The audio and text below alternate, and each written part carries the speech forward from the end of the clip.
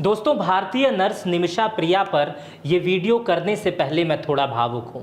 शायद ये विश्लेषण करते समय मेरी आंखें नम हो जाएं।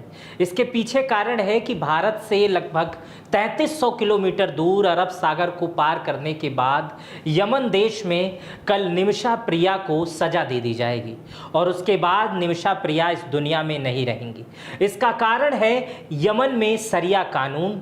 आज इसी निमिषा प्रिया केस को लेकर के सुप्रीम कोर्ट में, भारत के सुप्रीम कोर्ट में सुनवाई हुई है। आज मैं उसका विश्लेषण करूंगा कि आज भारत की सुप्रीम कोर्ट ने क्या कहा है, क्या है पूरा निमिषा प्रिया केस का मामला, जिस मामले में भारत का प्रधानमंत्री कार्यालय, जिस मामले में भारत का विदेश मंत्रालय और भारत का सुप्रीम कोर्ट भी इंटरफेयर कर रहा है। उसके बावजूद यमन में निमिषा प्रिया की सजा नहीं रुक रही है। आज मैं इस मामले को पूर्ण तरीके से आपको बताऊंगा। हालांकि इस निमिषा प्रिया केस पर मैंने इससे पहले भी 2 विश्लेषण वाले वीडियो किए हैं।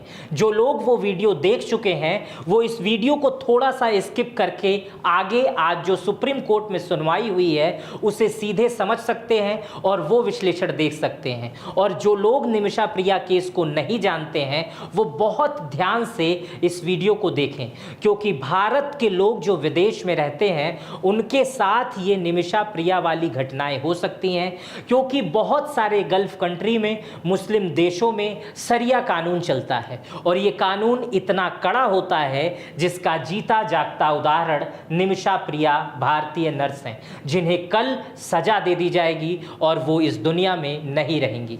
तो दोस्तों, देर ना करते हुए आपको बताता हूं कि आखिर निमिषा प्रिया केस क्या है। दोस्तों, ये है निमिषा प्रिया और निमिषा प्रिया एक भारतीय नर्स है। बचपन से ही निमिषा प्रिया जो है वो नर्स बनना चाहती थी और वो नर्स बन भी गई।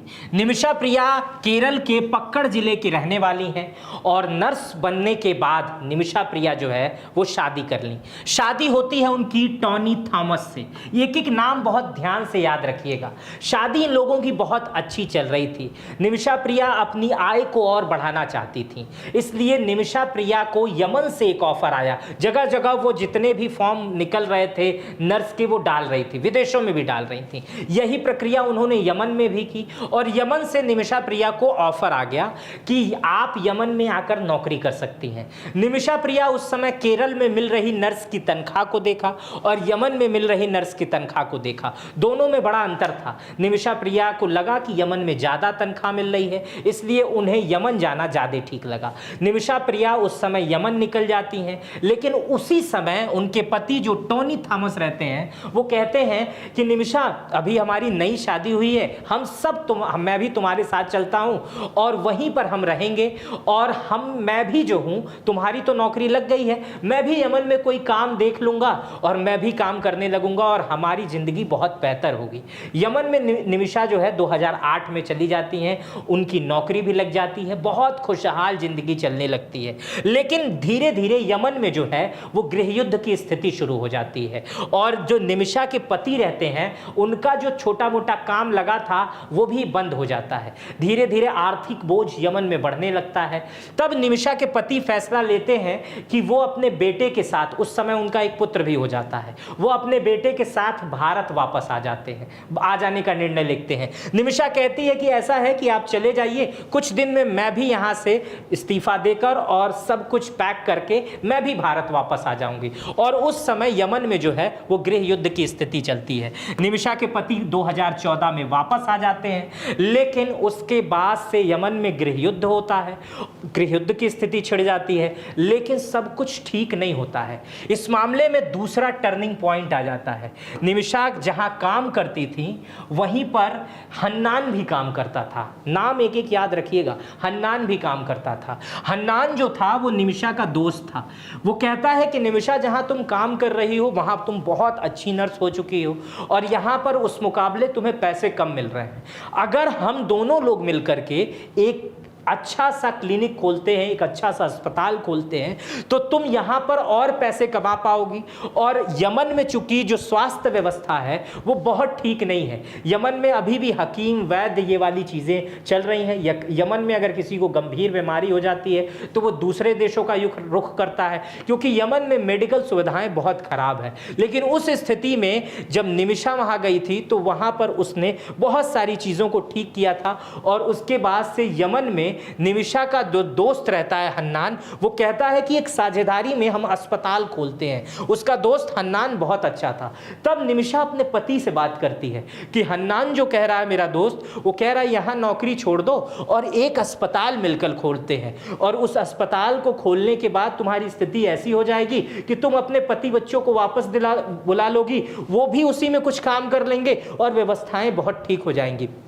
निमिषा को, उसके पति को ये बातें बहुत अच्छी लगती है कि एक 50-50% की साझेदारी में एक नर्सिंग होम खोलने की बात होती है। लेकिन एक समस्या आ जाती है, यमन के कानून के अनुसार यमन का नागरिक जो है वही वहाँ पर कुछ खोल सकता है, बाकी लोग साझेदारी कर सकते हैं। इसी बीच जो दूसरा टर्निंग पॉइंट इस मामले में आता है, निमिषा का जो दोस्त रहता है हन्नान, वो निमिषा को सलाह देता है कि ऐसा है कि 50-50% की साझेदारी तो तभी हो पाएगी जब तुम यहाँ की नागरिक हो, और यहाँ की नागरिक तुम तब बनोगी जब तुम यहाँ के किसी व्यक्ति से शादी कर लो, भले ही वो शादी कागज पे ही हो।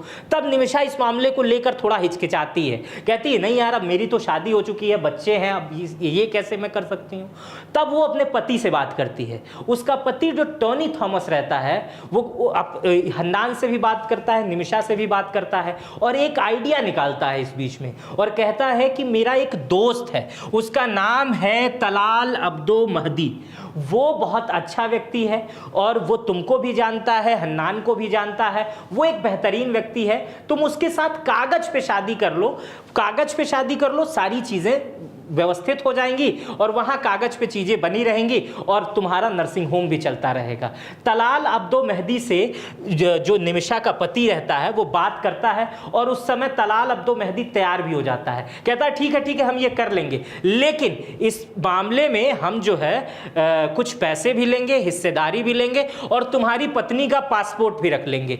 तो उस समय उन लोगों को लगता है कि भाई ये हिस्सेदारी तो ठीक है, ये पासपोर्ट वाली बात जो कर रहा है ये सब मजाक है, और रख भी ले तो क्या कर लेगा, इतना अच्छा दोस्त है, इतने वर्षों से संबंध है। निमिषा का जो पति रहता है जब व्यापार करता है तो उसी के साथ करता रहता है, तो ये सारी व्यवस्थाएं बड़ी अच्छी चलती रहती हैं। तो इसी तरह सब कुछ ठीक चलने लगता है। कागज पे निमिषा की शादी तलाल अब्दो मेहदी से हो जाती है और 50-50% पर एक नर्सिंग होम भी खुल जाता है। सब कुछ बहुत अच्छा चलने लगता है। लेकिन इस मामले में आता है तीसरा टर्निंग पॉइंट। ये टर्निंग पॉइंट सुनकर आप हैरान हो जाएंगे। जो तलाल अब्दो मेहदी निमिषा से शादी किया रहता है सिर्फ कागज पर, अब वो लालची हो चुका रहता है। कहता है कि अब जो हिस्सा 50-50% का आप लोगों का था, उसके अलावा हमें और बड़ी साझेदारी चाहिए, मुझे और हिस्सा चाहिए। और वो तलाल अब्दो मेहदी जो निमिषा पर कागज का पति था, अब वो उस पर और दबाव बनाने लगता है, नैतिक अनैतिक पत्नी वाला व्यवहार करने के लिए कहता है। जगह जगह जाकर निमिषा के बारे में उल्टी सीधी बातें करता है और कहता है कि वो तो मेरी पत्नी है, वो कभी भारत नहीं जाएगी, देखो उसका पासपोर्ट मेरे पास है। इस तरह की बातें करने लगता है तलाल अब्दो मेहदी। लेकिन निमिषा इस बात से बहुत हैरान हो जाती है, कहती है यार तुम परसेंटेज लो, सब कुछ करो, कुछ और बढ़ा दे रही हूं, लेकिन ये सब फालतू की बातें मत करो। और जिस तरह की अनैतिक काम तुम मुझसे करने के लिए कह रहे हो, पत्नी वाला व्यवहार, मैं एक पतिव्रता नारी हूं, मेरा पति केरल में रह रहा है और मेरा तुम इस तरह से फायदा ना उठाओ। निमिषा पर वो बहुत दबाव बनाता है, बद्दे बद्दे मजाक करता है, बहुत सारी बातें करता है। निमिषा इस बात को लेकर अपने पति किससे बातें करती है और पति कहता है कि ऐसा है तुम उसके खिलाफ शिकायत कर दो थाने में, और जब थाने में शिकायत करोगे तो उसे सजा हो जाएगी। यमन का कानून इस मामले में बहुत कड़ा है। निमिषा ऐसा ही करती है। निमिषा 2016 में यमन में सिविल वॉर जब शुरू हो जाता है तो उसी दौरान कोर्ट का सहारा लेती है, पुलिस स्टेशन का सहारा लेती है और वहां पर जाती है और शिकायत कर देती है, पुलिस स्टेशन में शिकायत कर देती है और कहती है कि ये व्यक्ति जो है ये मेरा पासपोर्ट भी ले लिया है और ये मुझे जो है परेशान कर रहा है और इस तरह की चीज़ें कर रहा है। पुलिस जो है इस मामले को बहुत ध्यान से देखती है और निमिषा के कागज पर पति, जो कागज पर तलाल अब्दो मेहदी कागज पर पति है, उसको सजा दे देती है और 1 साल के लिए कारावास कर देती है। अब जरा गंभीरता देखिए यमन की जो कोर्ट है उसकी, कि एक भारतीय नागरिक यमन के नागरिक पर कहता, उंगली उठाता है और यमन की अदालत उसे सजा सुना देती है। बहुत कड़ा कानून है। और निमिषा उसी समय सोचती है कि अब ये सब नाटक हो रहा है और मुझे अब भारत वापस चला जाना चाहिए। 2016 का वक्त रहता है उस समय। 2016 के वक्त भारत ने ये मना कर दिया था कि कोई भी विदेशी नागरिक यमन नहीं जाए और जो यमन है वो वापस आ जाए, यमन में जो भारतीय हैं वो वापस आ जाए। भारतीयों को यमन से निकाला जा रहा था। लेकिन निमिषा के साथ एक बुरी स्थिति ये थी कि जो उसका पासपोर्ट था वो तलाल अब्दो मेहदी के पास था और उस समय तलाल अब्दो मेहदी जेल में बंद था, उससे वो पासपोर्ट ले भी नहीं सकती थी। निमिषा की उस समय मजबूरी हो जाती है यमन में रहना, क्योंकि वो विदेश अपने देश में वापस आ नहीं सकती है। वो इंतजार करती है कि तलाल निकलेगा तब इससे किसी तरह फिर से पासपोर्ट मांगा जाएगा। लेकिन तलाल अब्दो मेहदी जब निकलता है तो वो जो है खूंखार हो चुका रहता है, क्योंकि उसी निमिषा की वजह से उसे 1 साल सजा हुई रहती है और वो जेल में रहता है। उसकी तबीयत भी खराब हो चुकी रहती है, जेल में उसकी व्यवस्थाएं, मानसिक स्थिति भी नहीं ठीक हो जाती है। वो बाहर आता है, वो उसको सिर्फ और सिर्फ बदला लेना रहता है। अब वो एक कह देता है कि मैं उसे कभी पासपोर्ट नहीं दूंगा, क्योंकि वो सजा काट के आया रहता है। उसके बाद 2017 में जब वो छूट कर आता है तो पूरा मूड बना लेता है कि अब निमिषा को नहीं छोड़ना है, उसको पासपोर्ट नहीं देना है। निमिषा का पासपोर्ट वापस नहीं करता है और उसके बाद से आता है चौथा टर्निंग पॉइंट। ये टर्निंग पॉइंट सुनेंगे तो अब असली कहानी आपको समझ में आएगी, होश उड़ जाएगा। होता क्या है कि जो निमिषा का दोस्त हन्नान रहता है वो निमिषा को ये सलाह देता है कि सुनो निमिषा, तुम तो नर्स हो और इस समय तलाल अब्दो मेहदी घर पे उसकी तबीयत खराब है, जेल से छूट के आया है, उसे रोज इंजेक्शन लग रहे हैं, रोज दवाइयां दी जा रही हैं। तुम ऐसा है उसे इंजेक्शन एक लगा दो जिसमें बेहोशी का इंजेक्शन हो, और जब तुम बेहोशी का इंजेक्शन लगाओगी तो उसके घर में देखभाल करने के लिए तो कोई रहता नहीं है। उस स्थिति में हम जो पासपोर्ट तुम्हारा उसके घर में है उस दराज में हम लोग निकाल के रफू चक्कर हो जाएंगे। अगले दिन तुम फ्लाइट पकड़कर भारत चली जाना, यहाँ का जो तुम्हारा हॉस्पिटल का है उसको मैं सेल करके तुम्हें पैसे भिजवा दूंगा। इस बात पे निमिषा के पति और उसके बाद से हन्नान तीनों तैयार हो जाते हैं। चूंकि हन्नान जो है इसकी पूरी भूमिका बनाता है कि घर पे हम जाएंगे, एनेस्थीसिया जो बेहोशी का इंजेक्शन होता है उसको किस तरह से डोज देंगे। ये दोनों अगले दिन उसी तरह जाते हैं और उसके बाद से तलाल अब्दो मेहदी से सॉरी बोलते हैं, बातचीत करते हैं, उसको अपने बस में करने की कोशिश करते हैं। निमिषा तरह तरह के तेवर अपनाते कि ऐसा है कि यार जो हो गया वो हो गया, अब नहीं होगा, ऐसी गलती तुमने भी ताव न देखा, इस तरह की बातें जैसे किसी को भ्रमाया जाए ताकि वो बात मान जाए और निमिषा से जो उसको डेली डोज का इंजेक्शन लगता था वो लगवाने के लिए तैयार हो जाए। निमिषा की वो बात भी मान जाता है तलाल अब्दो मेहदी और निमिषा से इंजेक्शन लगवाने के लिए तैयार हो जाता है। लेकिन निमिषा उस समय शीशी जो है वो बदल देती है और बेहोशी का इंजेक्शन उसमें डाल देती है और बेहोशी का इंजेक्शन लगा भी देती है तलाल अब्दो मेहदी को। उसके बाद से जानते हैं क्या होता है, वो जो बेहोशी का इंजेक्शन होता है वो ओवरडोज हो जाता है और उसी ओवरडोज के बाद उसकी मौत हो जाती है। मौत के बाद हन्नान जो है और निमिषा घबरा जाते हैं। अब निमिषा उस समय चाहती तो मौत हो चुकी थी, पासपोर्ट उसको मिल चुका था, उसके बाद वो टिकट कटाती तुरंत बाहर चली जाती। लेकिन निमिषा ऐसा नहीं करती है, कहती है मुझसे गलती हुई है, मैं जाके पुलिस को ये बात बता देती हूँ। पुलिस यहाँ की बहुत अच्छी है, कोर्ट यहाँ की बहुत अच्छी है। उसके बाद से पुलिस को ये बात बताती है, लेकिन पुलिस उसको गिरफ्तार कर लेती है, क्योंकि जब इसकी मौत हुई थी तब निमिषा ने ये बात तुरंत जाकर पुलिस स्टेशन में बता दी और पुलिस ने समझा कि ये जानबूझकर ये काम की, लेकिन निमिषा ने बिल्कुल ऐसा नहीं किया था। निमिषा ने जो काम किया था वो अपना पासपोर्ट वापस पाने के लिए बार बार वो पुलिस से कहती है कि मैं अपना पासपोर्ट उससे लेने गई थी, इसी चक्कर में सोची थी उसको बेहोश कर देंगे, लेकिन ओवरडोज अधिक हो गया और इसी ओवरडोज की वजह से उसकी जान चली गई। मैं जानबूझकर इस व्यक्ति को नहीं मारी हूं। लेकिन उस समय कोर्ट पुलिस कोई नहीं सुनता है और निमिषा को जो है सजा दे दी जाती है। निमिषा को शुरुआत में जो सजा दे दी जाती है उसमें यह सजा फांसी की होती है, लेकिन 2020 में यह मामला यमन की लोअर कोर्ट में पहुंचता है और वहां जो हन्नान रहता है उसे उम्र कैद की सजा मिलती है और निमिषा को फिर से फांसी की सजा मिलती है।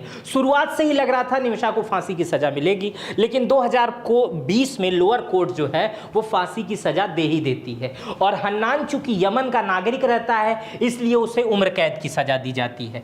2023 में यह मामला सुप्रीम कोर्ट में पहुंचता है। ट्रायल पे ट्रायल चलते हैं, ट्रायल पे ट्रायल जैसे भारत में चलते हैं, उसी तरह 2023 में यह मामला यमन की सुप्रीम कोर्ट में चलता है। वहां भी इस सजा को बरकरार सुप्रीम कोर्ट रखती है और कहती है निमिषा को जो है वो फांसी की सजा ही होगी। इसके बाद निमिषा के पास सिर्फ एक चारा बचता है। निमिषा के पास चारा बचता है राष्ट्रपति से माफी।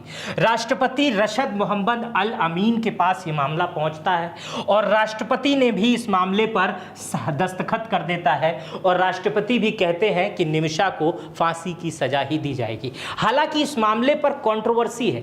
राष्ट्रपति की तरफ से, यमन सरकार की तरफ से यह बयान आता है कि हमारी साइन नहीं है वो। इस समय सना पर, जहां पर जिस जेल में निमिषा बंद है, जिस कोर्ट ने यह फैसला सुनाया, वहां पर हूती विद्रोहियों का कब्जा है और उन्होंने ही यह सजा दी है, वही सरिया कानून चला रहे हैं। हम इस मामले पर विचार कर रहे हैं, हम बात करने की कोशिश करेंगे। हालांकि यमन में भारत का कोई राजदूत भी नहीं है, ना ही वहां पर कोई दूतावास है।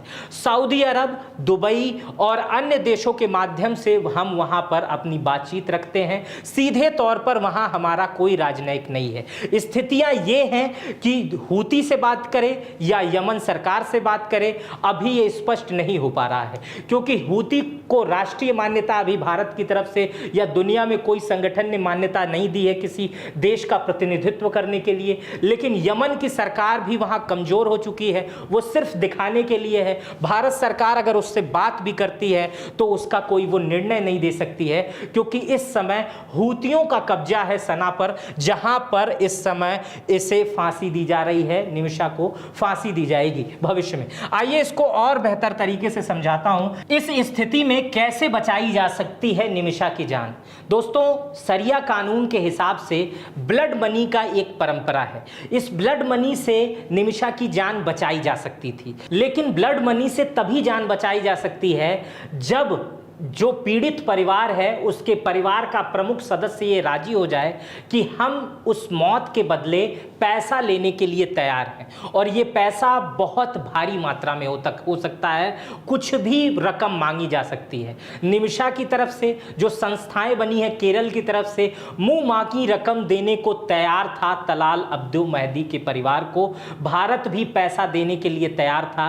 लगभग $1 मिलियन से अधिक देने का प्रयास किया गया और सऊदी अरब में नौकरी देने का प्रयास किया गया, बाहर विदेश में सेटल करने का प्रयास किया गया, लेकिन तलाल अब्दुल मेहदी के परिवार ने इसे मानने से इनकार कर दिया, पैसा लेने से इनकार कर दिया। निमिषा प्रिया की मां, निमिषा प्रिया के वकील, निमिषा प्रिया के जो एनजीओज हैं, जो तमाम लोग उस पर काम कर रहे हैं, वो तलाल अब्दुल मेहदी के परिवार के पास जाते हैं, माफी मांगते हैं, हाथ जोड़ते हैं, ब्लड मनी लेने की बात करते हैं, लेकिन कोई भी उसे लेने से इनकार कर देता है। यही कारण है, ब्लड मनी ही एक कारण है जिसे बचाया जा सकता है। जब राष्ट्रपति भी ये कह दे कि अब फांसी की सजा बरकरार है, उसके बाद से सिर्फ एक रास्ता बचता है, ब्लड मनी, जिस पे भारत सरकार भी कह रही है, बार बार फोकस कर रही है कि उसके परिवार, जो तलाल अब्दुल मेहदी का परिवार है, उसको पैसे दिए जाएं और इस मामले से निमिषा प्रिया को बचाया जाए। लेकिन तलाल अब्दुल मेहदी का परिवार जो है वो पैसे लेने से इनकार कर रहा है। पहले एक शब्द में आपको ब्लड मनी के बारे में बता बता दूं, ब्लड मनी एक ऐसी व्यवस्था है दोस्तों जिसमें कुरान शरीफ में लिखा गया है कि कुरान में ब्लड मनी का समर्थन किया गया है और कहा गया है कि पैगंबर मोहम्मद ने समझाया था कि हत्या के एवज में 100 ऊंटों का भुगतान किया जा सकता है। और वक्त बदलता गया, पहले ऊंट का समय था लेकिन अब सोने चांदी और पैसे का समय आ गया, इसीलिए अब चीजें बदल दी जा रही हैं। इसी को कहते हैं ब्लड मनी, जिस पे बार बार फोकस किया जा रहा है और इसी ब्लड मनी से निमिषा की जान बच सकती है। इस समय जो स्थिति है, भारत अगर चाहे तो इस मामले में बहुत कुछ कर सकता है और भारत लगातार प्रयास भी कर रहा है। इस मामले को लेकर भारत जो है हूती विद्रोहियों से बातचीत कर सकता है या ईरान के हयातुल्लाह खमैनी से बात कर सकता है, क्योंकि ईरान का सीधा जो संपर्क है वो हूतियों से है। इस मामले में बहुत सारे डिप्लोमेटिक कार्य किए जा सकते हैं जिसमें भारत ओमान, कतर, इराक जैसे देशों का सहारा ले सकता है। भारत इमरजेंसी राजनयिक संकल्प का उपयोग कर सकता है। भारत के प्रधानमंत्री या विदेश मंत्री तीसरे देश से संदेश भिजवा सकते हैं कि एक हाई प्रायोरिटी केस है, इसमें मानवीय पहलू को प्राथमिकता दी जाए, और भारत लगातार इस पर काम भी कर रहा है। और हम लोग भी इस विषय पर काम कर सकते हैं, हम लोग कैंपेन चला सकते हैं, सेव निमिषा प्रिया। इंटरनेशनल लेवल पर जब हूती संगठनों पर भी ये दबाव पड़ेगा, यमन पर और दबाव पड़ेगा, तो शायद हमारी निमिषा को छोड़ा जा सके, उसकी सजा माफ की जा सके या उसकी जो सजा है उसको और अन्य तरीकों पे बदला जा सके। दोस्तों, इस तरह के कई उदाहरण आते हैं जिसमें लोगों का दबाव बना, सरकार का दबाव बना, तो बहुत सारे फैसले बदले गए। उदाहरण नंबर 1 मैं आपको बता दूं, 2018 का है।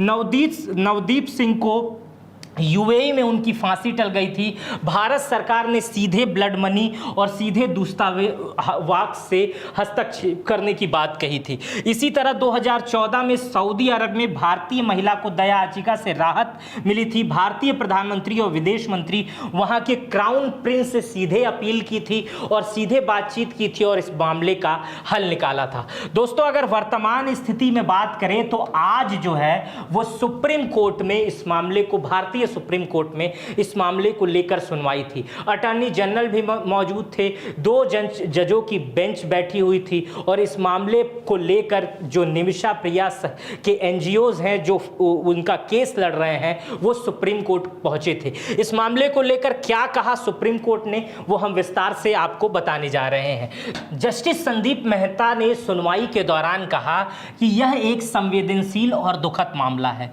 उन्होंने स्वीकार किया यह एक भारतीय नागरिक की जान संकट में है और अदालत इस पर पूरी तरह से सहानुभूति रखती है।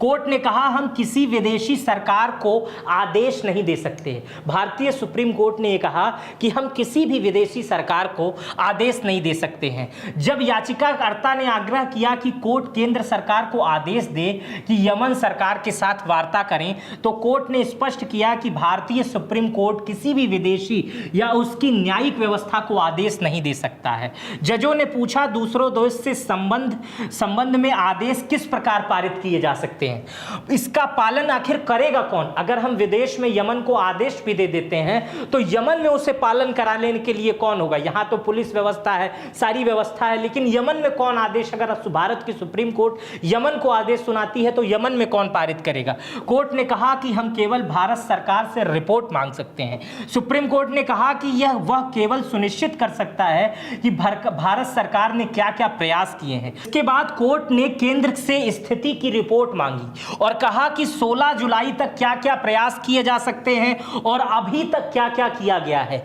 इसके बाद निमिषा के वकील ने यह कहा कि सरकार ब्लड मनी और मुआवजे के लिए मृतक के परिवार से बातचीत करनी चाहिए। मतलब कोर्ट में यह कहा निमिषा के वकील ने कि सरकार को आप आदेश करिए कि वो जो है निमिषा के ब्लड मनी के मामले पे सीधे बातचीत करे। उसके बाद कोर्ट ने कहा कि ब्लड मनी एक निजी समझौता होता है, इसमें सरकार प्रत्यक्ष नहीं बन सकती, सिर्फ हम सहायक की भूमिका निभा सकते हैं। ब्लड मनी वो प्रक्रिया होती है, मैंने शुरुआत में बताया कि जब राष्ट्रपति ने भी फैसला दे दिया कि अब इसे नहीं बचाया जा सकता, हम इसकी सजा लिख देते हैं, साइन कर देते हैं, उसके बाद भी ब्लड मनी एक ऐसी परंपरा है कि अगर उस व्यक्ति का परिवार ये चाह ले कि चल भाई भाई हम तुमको माफ़ कर देते हैं, लेकिन इसके बदले तुम इतनी रकम हमें दे दो, तो ब्लड मनी व्यवस्था मानी जा सकती है। इसीलिए भारतीय कोर्ट ने भी कहा कि ब्लड मनी एक निजी समझौता है, इसमें सरकार प्रत्यक्ष पक्ष नहीं बन सकती,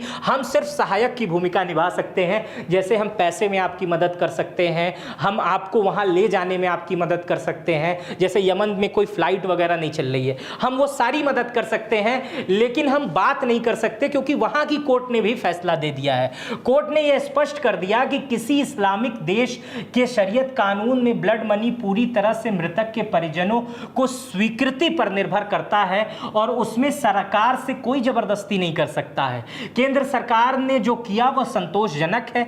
कोर्ट ने अटॉर्नी जनरल एजी से पूछा, सरकार ने अब तक क्या क्या प्रयास किए हैं? तब एजी ने विस्तार से बताया, यमन में कोई दूतावास नहीं है, संपर्क सीमित है और निजी माध्यमों से बातचीत हो रही है। तो कोर्ट ने कहा कि सरकार अपनी सीमा तक उचित प्रयास किए हैं, यानी कोर्ट सरकार की कार्रवाई को स्वीकार किया और उसमें कोई कोताही कोर्ट ने नहीं पाई। अंतिम आशा को खुला रखा गया। सुप्रीम कोर्ट ने कहा कि आदेश नहीं दिया कि निमिषा की फांसी पर रोक लगे, लेकिन उसने यह कहा कि यदि सरकार के पास कोई नया समाधान या कोई नई जानकारी हो तो 15 जुलाई तक उसे सूचित कर दिया जाए। दोस्तों, कोर्ट ने सीधे सीधे कहा कि इसमें हम आदेश तो नहीं कर सकते क्योंकि दूसरा देश है, लेकिन हम सरकार को यह आदेश करते हैं कि इस मामले में कोई भी पक्ष आए, कोई भी हमारे लायक अगर काम हो तो हमें 15 जुलाई से पहले सूचित किया जाए और बताया जाए। इसके बाद से अटॉर्नी जनरल जो भारत के हैं, उन्होंने जो कोर्ट में पक्ष रखा वो भी मैं आपको बता देता हूं। दैनिक भास्कर में एक टिप्पणी छपी है अटॉर्नी जनरल की, उसके अनुसार यमन के राजनीतिक रूप से अटॉर्नी जनरल ने कहा है कि यमन कूटनीति रूप से मान्यता प्राप्त नहीं है। हम सार्वजनिक रूप से इस मामले में नहीं बोलना चाहते थे ताकि स्थिति और ना बिगड़े। हम निजी स्तर पर प्रयास कर रहे हैं। ये अटॉर्नी जनरल ने कहा कि हम व्यक्तिगत रूप से प्रयास कर रहे हैं, हम कई लोगों से बात कर रहे हैं। अटॉर्नी जनरल ने कहा कि सरकारी स्तर पर प्रयास जारी है। अटॉर्नी जनरल ने सुप्रीम कोर्ट में बताया कि केंद्र सरकार यमन सरकार से लगातार संपर्क में है और निमिषा प्रिया की फांसी की सजा को टालने के लिए राजनयिक प्रयास चल रहे हैं। भारतीय विदेश मंत्रालय इस मामले में डिप्लोमेटिक चैनल के जरिए सुलझाने की कोशिश कर रहा है। अटॉर्नी जनरल ने संकेत दिए कि यदि यमन सरकार के कानून के अनुसार विकल्प संभव हो तो भारत सरकार उस दिशा में भी कदम उठा सकती है। हालांकि उन्होंने साफ कहा कि कोर्ट इस प्रक्रिया में सीधे हस्तक्षेप नहीं कर सकता है, क्योंकि पूरी तरह से दो देशों के बीच के कूटनीति कानून का मामला है। उन्होंने कोर्ट को यह भी याद दिलाया कि यमन एक संप्रभु राष्ट्र है और उसके अपने कानून और न्यायिक प्रक्रिया है। भारत एक लोकतांत्रिक देश होने के नाते उसकी संप्रभुता का सम्मान करता है और किसी देश के आंतरिक मामलों में दखल नहीं दे सकता है। अटॉर्नी जनरल ने कहा कि भारत सरकार निमिषा प्रिया की मानवीय आधार पर रियायत दिलाने की कोशिश कर रही है। एक संवेदनशील मामला है, इसे भावनाओं से नहीं बल्कि संवैधानिक और अंतर्राष्ट्रीय कानून के तहत सुलझाया जा सकता है। ये हमारे अटॉर्नी जनरल का सुप्रीम कोर्ट में वक्तव्य था। अटॉर्नी जनरल ने कहा, इससे पहले मैंने सुप्रीम कोर्ट ने क्या कहा ये बताया, लेकिन इन सब बातों के बीच भारत की तरफ से लगातार प्रयास जारी है कि हम निमिषा प्रिया को यमन से बचा लाएं, जो उन्हें सजा मिली है उसे माफ करा दें, किसी न किसी तरह हम इस मामले में जीत हासिल कर लें। लेकिन अभी तक जो विशेषज्ञ बता रहे हैं, जो चीज़ें मैं समझ पाया हूं, ये थोड़ा सा मुश्किल लग रहा है। इसके लिए हमें और आपको थोड़ी सी एक मुहिम चलानी होगी। सेव निमिषा प्रिया ट्विटर पर चलाइए, यूट्यूब पर चलाइए, फेसबुक पर चलाइए, जहां हो सके मेरी ये वीडियो डाउनलोड करिए, अपने चैनलों पर लगाइए, फेसबुक पर लगाइए, ट्विटर पर लगाइए, सीधे प्रधानमंत्री मोदी को टैग करिए, सीधे यमन को टैग करिए और उनसे न्याय की एक तरह से विनती करिए, कहिए बस निमिषा को बचा लीजिए, बस अब यही रास्ता बचा है। ये हम और आप मिलकर कर सकते हैं। इस वीडियो पर अपनी प्रतिक्रिया देने के बजाय, अपनी बातें कहने के बजाय, कमेंट करने के बजाय अगर आप हैशटैग ही चला देंगे, हैशटैग सेव निमिषा प्रिया, या अब ये वीडियो डाउनलोड करके आप पोस्ट ही करना शुरू कर देंगे, तो शायद हम भारतीय नर्स को यमन में बचा सकें। मेरा नाम मित्र प्रकाश है। प्लीज़ इस काम को आप जरूर करिएगा। इस वीडियो पे प्रतिक्रिया दीजिएगा और यही प्रतिक्रिया दीजिएगा कि आप ऐसा काम करने जा रहे हैं और आपने ये वीडियो डाउनलोड कर ली है या शेयर कर दी है, या आप इस वीडियो पर नरेंद्र मोदी, प्रधानमंत्री नरेंद्र मोदी को टैग कर दिए हैं। अपना भी बेहद ख्याल रखिएगा और निमिषा का ख्याल जरूर रखिएगा। बहुत बहुत धन्यवाद।